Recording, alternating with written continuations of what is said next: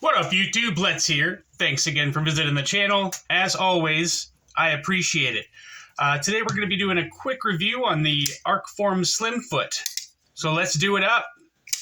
All right. Starting off with size comparisons, going to switch it up for once.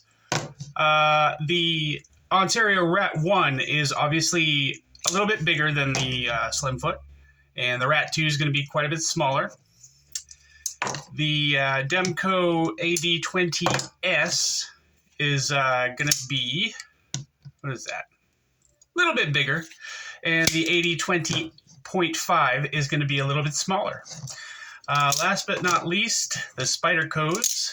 SPYDERCO Paramilitary 2. That guy is going to be just a little bit bigger than the Slimfoot. And the Para 3 obviously is going to be a little bit smaller. Carry profile. Let's get these guys closed. The handle on the Paramilitary 2 is going to be just a little bit bigger than the Slimfoot, and the Para 3 is going to be slightly smaller. Thickness on this guy, I think it's going to be a little thicker than the Para 3. Yeah, Slimfoot is quite a bit thicker than the Para 3, but it's a slimmer knife, Slimfoot, so that shouldn't be too bad. The height compared to the Para 3 is going to be nowhere near as tall. Let's get a blade stock thickness on this guy. The blade on the Arkform Slimfoot at its widest point is 158 thousandths, so that's fantastic.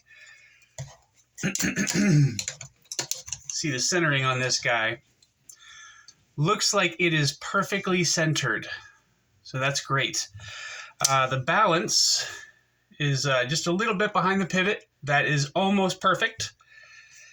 The blade here is a sheep's foot blade with a hollow grind, kind of a flat that carries out about 99% of the length of the blade. There is a small swedge here. I'm not going to call that a crown spine, obviously, but yeah, I guess you could call that a swedge that also carries all the way out to the tip of the knife. There is a very thin fuller here, all the way down to the tip of the knife as well on both sides, but you cannot access that to open the knife with a reverse flick or anything like that. The hardware here, we're running on bearings here. The hardware is T8 all the way around the knife, and there is very minimal hardware. There's 2 screws at the end of the knife, and there's 1 pivot screw at the tip. That's all you have for hardware. There's also, I'm guessing, probably T8s, if not T6s, inside the handle here for the pocket clip. I don't know why I'm having a stroke here. The scales on this guy are titanium on both sides, and we also have, I guess we're going to call this a copper inlay or a copper onlay, and the rest of the handle is titanium. The action on this guy is absolutely fantastic. Takes a little bit of encouragement to drop back down into the handle. The deployment is great. The detent seems to be perfectly tuned. You don't really have to pull it too hard to get that puppy to shoot right out, and if you pull it harder, then it shoots out even harder. Excuse me. The disengagement is great as well. There's just a little bit here scalloped out of the handle for you to get access to that lock bar. And it looks like we're locking up about 20%, which is great. This knife is perfectly solid. No blade play up, down, left, or right. And the ergos on this thing are fantastic as well. Nice, simple, straight lines. There is a little bit of a groove here for you to put your finger, but you don't have to put it there. If, you know, for one reason or another, I don't know why you would, but if you needed to choke back on the handle a little bit, you can do that. There is no forward finger choil. There is quite a sizable sharpening choil there, though. This thing has a great edge on it, nice and sharp. I don't know if this is straight out of the box. I borrowed this from a buddy of mine, and I forgot to tell you guys about him. I'm so stupid. Okay, do me a favor. On Instagram, follow Knife Noob, KNIFE_noob. He's a gentleman that I met on Instagram. He sends me a knife periodically to do reviews on the channel. And he's been supporting the channel basically since the beginning. So if you guys could give him a follow, I'd really, really appreciate that. Anyway, back to the knife. We've got a little bit of billboarding here, just the Arkform symbol, and I'm guessing that's the maker's mark. I did not look to see who that was because I'm a bad reviewer, so I'm not sure, but I'm sure you can see if you look on the interweb. We do have a small stop pin here, and it looks like it's shouldered down at the tang of the blade. There is no milling, it looks like, on the inside of this knife. And we've got a small backspacer here, which is also made of titanium with a little bit of jimping here. They say that it's functional on the website, but I don't really see how.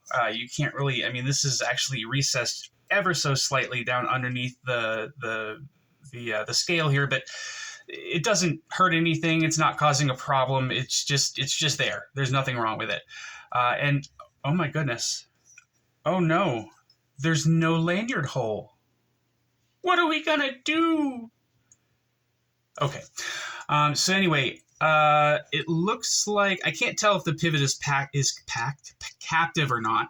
And this also does have a steel lock bar insert, which doubles as the over travel stop.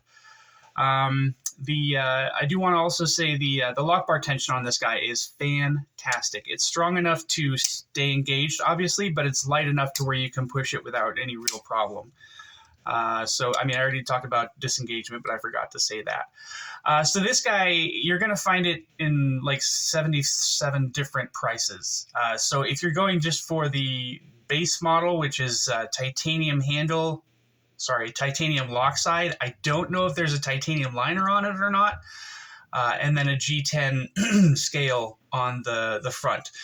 Also, I didn't mention that this blade is M390. But if you get the automatic version, there's a couple of things. The automatic version is slightly smaller than the standard version, and the scales are made with aluminum and oh gosh, what else was there? I believe it was, it's 154 cm. The automatics that they sell go from, I think, like 165 to 175, depending on which variant you choose. And those, I believe, are made by ProTech. The standard version starts, I believe, at around 275, and they go all the way up to 380 for the standard version. There's also Damasteel versions that they have. Those go from $550 to $690. I'm guessing that one's made out of, like,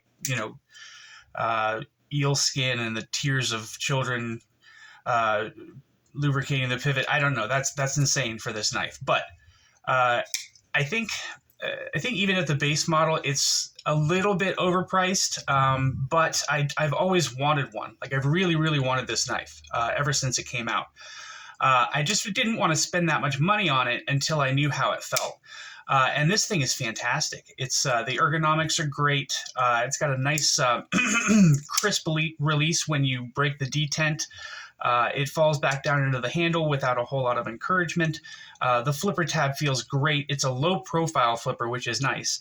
And it's got plenty of jimping around here for you to be able to get a hold of it. I haven't seen any problems with the pivot backing out or anything like that in the time that I've had it, but I've only had it for a couple of weeks. This lock bar is it's not soft, but it's very, very comfortable, and it also keeps the blade engaged very, very well. The pocket clip is kind of meh, but it's a pocket clip. It keeps it inside your pocket. It's not super hard to put it in or out of the pocket. It doesn't really look like it's going to scrape up your pants or anything like that, because this is all very smooth titanium. I like the way they did the cutouts, the relief for the lock bar as well. What else can I say about this guy? Yeah, I think that's it, guys. I hope you enjoyed the video. If you did, please like and subscribe. And stay up, y'all. Take it easy.